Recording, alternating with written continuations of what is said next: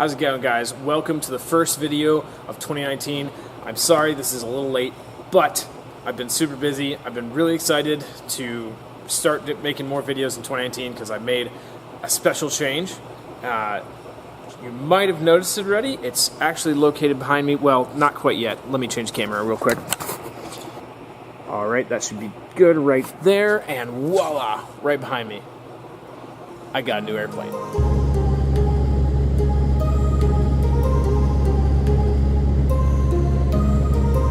Well, actually, no. Of course, that wouldn't actually make sense.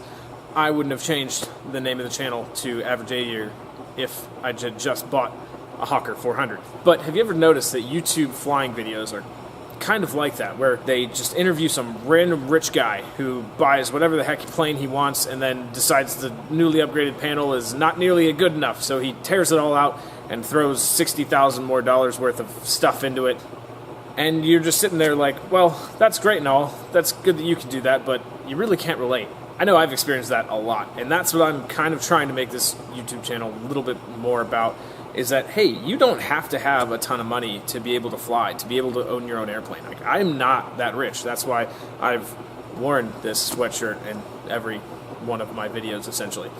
But you can still get out there and go fly and be involved in aviation without being super rich.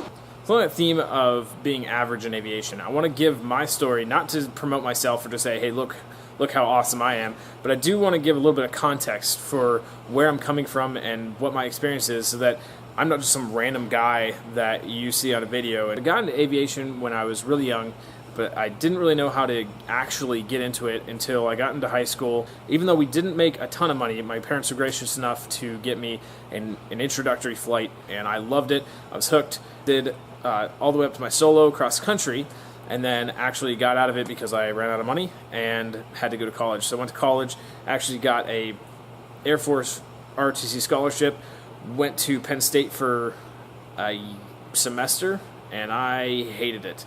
So I went and tried to figure it out on my own. Ended up enlisting in the Air Force and became a loadmaster, aircraft loadmaster of C-17s. So I went to my first duty station in New Jersey, and I had actually been out of doing my private pilot's license for maybe 2 years and had about 20-something hours, and went down to the local airport, and I said, you know, I need to pick this back up when I had the funds. So I just invested in that. And granted, this is all my own money after the 20 hours. I had a little bit of help from my parents in the beginning, but after 20-something hours, it was all my own.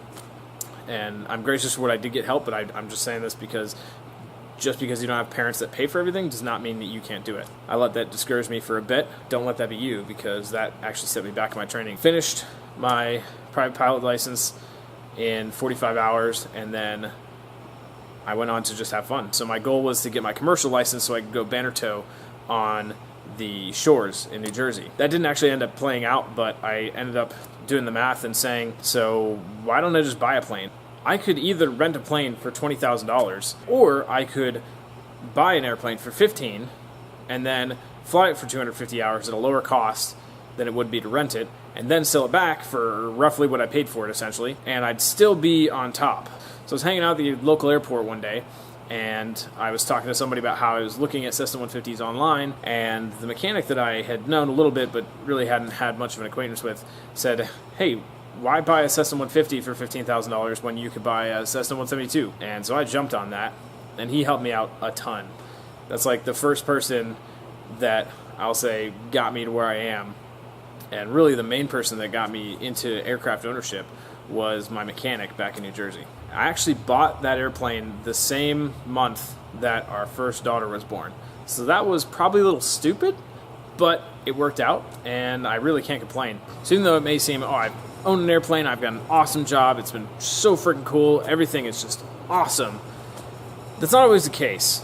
It's not freaking roses all the time. Like, just because you get into aviation or you get into your dream job and you're doing awesome things does not mean that it's going to always be that way. And I've hit a really bad rough patch right now, actually. And I want to share this with you because I want this channel to be way more real than some of the other ones, or just more insight into what it actually is like to lead an aviation life. I left active duty to better position myself to be a pilot where I wanted to be and what's better for my family.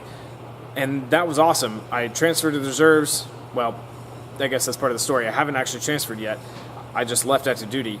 And I'm going to be transferring to the reserves to do the exact same thing that I've been doing, which is an aircraft loadmaster, but there's been paperwork issues and some other stuff, and I haven't actually been able to go to the reserves and do my job, and it's been about a month, and the paperwork still isn't figured out. I kind of just been in limbo, and I haven't been getting a paycheck, so I wanted to stay in aviation, so I picked up a job doing line service work over at an airport an hour and a half away, and it's an awesome job, don't get me wrong, but I'm having a really tough time actually supporting my family during this time, and there's actually no way I can even spend any money to go flying right now. I mean, that's also probably the reason why I'm not actually flying in one of these bad boys. I mean, look at this. This is like everything that's unnecessary with the primary trainer. Also, adding to the stress is the 2 classes that I'm taking, which means I'm doing homework literally whenever I'm not working or sleeping. And I'm sure a lot of people could relate, but why I need to take a high-level business class in order to get an aviation degree, I am not entirely sure, so riddle me that one, Embry. It kind of sucks right now. I feel like I'm regressing. Most people start as a line service technician and then move their way up to be a pilot and all that other stuff. I started really awesome, got an awesome job, and now I'm back to working a line service job. So it's like hell with stagnation. I'm regressing, and it's been really tough. And the reason I'm talking about this is because I really just don't want to tell you later, hey, it's awesome, because without first saying, hey, it sucked first, because then you just get misled into thinking that it was always awesome and that it was always easy when it wasn't. So wherever you are in your run and you get to a point where it sucks, just remember, like, hey, everybody's gone through this time that sucks, and if you push through it, aviation can be awesome. But it's weird coming from me because I haven't pushed through it yet, and I don't know. It'll probably be awesome sometime, maybe. So if you want to see more realistic videos on how to be an average aviator, click the subscribe button. I'll be trying to get out at least 1 video a month, even though I'm really busy with school and with work and getting all this stuff figured out. Hopefully you enjoyed this. Hopefully it didn't take too long, and hopefully you can at least relate to somebody who is not a super rich person who is still trying to make it in aviation just as an average person. So, thank you for watching, and have a nice day.